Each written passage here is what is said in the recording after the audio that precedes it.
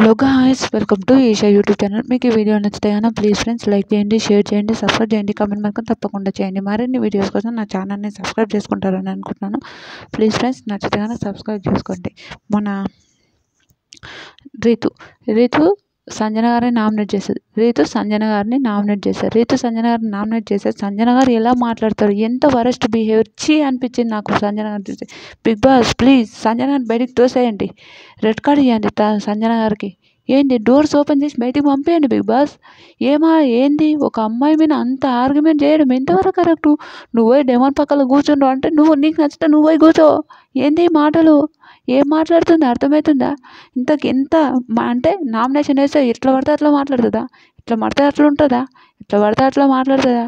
ఏం behaviour Bigg Boss, worst behaviour.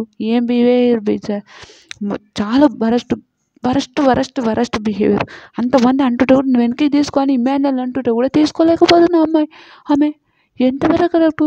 తన friend తను ఏనట్లనే వస్తుంది. నీకు నచ్చినప్పుడు ఆ ప్లేస్ అక్కడ వేరేతో పోయి కూర్చో. నీకు నచ్చినప్పుడు ఆడ ఉండకు. ఒక అమ్మాయిని అనే అధికారం నీకు ఎవరిచ్చారండి? ఎవరిచ్చారు? బిగ్ బాస్లో పర్సనల్ ఖర్చులు ఏముండవు కదా. ఏం మీ శత్రువులా? అబ్బాయి నీ ఫ్యామిలీ అమ్మాయా? నీ అక్కనా, నీ చెల్లెలా? కూర్చుంటే చెంపకట్టి కొట్టి పడి పంపేయడానికి. ఆమె ఎవరు, నువ్వెవరో కదా. ఇది బిగ్ బాస్ గేమ్ ఆడడానికి వచ్చినావు కదా. ఆమె గేమ్ ఆమె ఆడుతుంది, నీ గేమ్ నువ్వు ఆడు. ఎందుకు మధ్యలో వేరే వాళ్ళని తీసుకొని? ఒక అమ్మాయి లైఫ్ ఇంత టెలివిజన్లో ఒక అమ్మాయి జీవితాన్ని ఏం చేద్దామని అనుకున్నది? అంతమంది అంటూ కూడా నేను వెనకకి తీసుకొని ఉంటుంది. ఎంతవరకు కరెక్ట్ అండి ఈ మాటలు? ఎంతవరకు కరెక్టు? అంత బిహేవియర్, ఎంత వరస్ట్ బిహేవియర్. ఆవిడకు నోటికి వచ్చినట్టు మాట్లాడి మళ్ళీ సార్ నాకు తెలియదు అని మాట్లాడుతుంది. నాకు టూ బ్యాడ్ అనిపించింది.